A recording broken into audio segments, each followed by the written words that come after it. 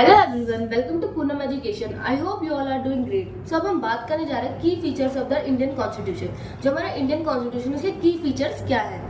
World's largest written constitution, जो India का constitution है वर्ल्ड्स लार्जेस्ट रिटन कॉन्स्टिट्यूशन है, जैसे क्या है लिखा गया है।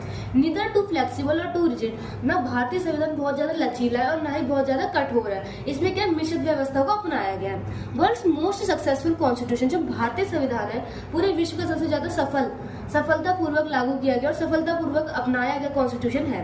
फंडामेंटल राइट्स एंड ड्यूटीज, हमारे भारतीय संविधान में क्या है, सभी नागरिकों का फंडामेंटल राइट्स है, जिससे वो क्या कर सकते हैं, अपने जीवन को सुधार सकते हैं और अपने जीवन के कुछ जो उनके अधिकार उनको पा सकते हैं। एंड ड्यूटीज, अगर हम उनको अधिकार दे रहे हैं तो उनके कुछ कर्तव्य भी भारत के प्रति बनते हैं, तो वो कर्तव्य किसमें लिखे गए, हमारे ड्यूटीज में। तो जो हमारे राइट है वो है हमारे 6 राइट्स है, और जो हमारी ड्यूटीज है वो है हमारी 11। जो पहले 10 थी 2002 में इसे 11 किया गया, जिसमें जोड़ा गया अनिवार्य शिक्षा 6 से 14 साल के बच्चों के लिए।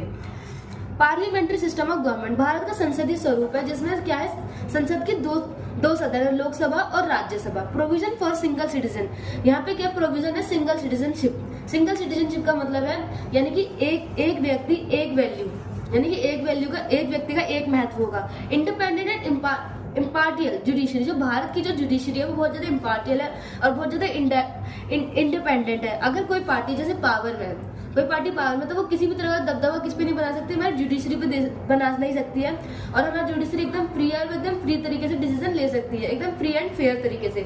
Directive principle of state policy, next है हमारा directive principle of state policy, जिसे कहा जाता है राज्य के नीति निर्देशक तत्व। ये 3 तरीके के होते हैं और इनमें मतलब बेसिकली लोगों के कल्याणकारी विषयों के बारे में सोचा जाता है। यूनिवर्सल एडल्ट फ्रेंचाइजी, इसका अर्थ है सार्वभौमिक वयस्क मताधिकार, जो सबसे पहले मतलब मणिपुर में शुरू किया गया था। नेक्स्ट है हमारा सेक्युलरिज्म, जिसका मतलब होता है धर्मनिरपेक्षता, यानी कि किसी भी धर्म को नहीं माना जाएगा। सोशल जस्टिस यानी कि सामाजिक न्याय। नेशनल यूनिटी यानी कि मतलब राष्ट्रीय एकता। अमेंडमेंट यानी कि संशोधन। आई होप ये वीडियो आपके लिए बहुत ज्यादा यूजफुल होगा। Thank you so much.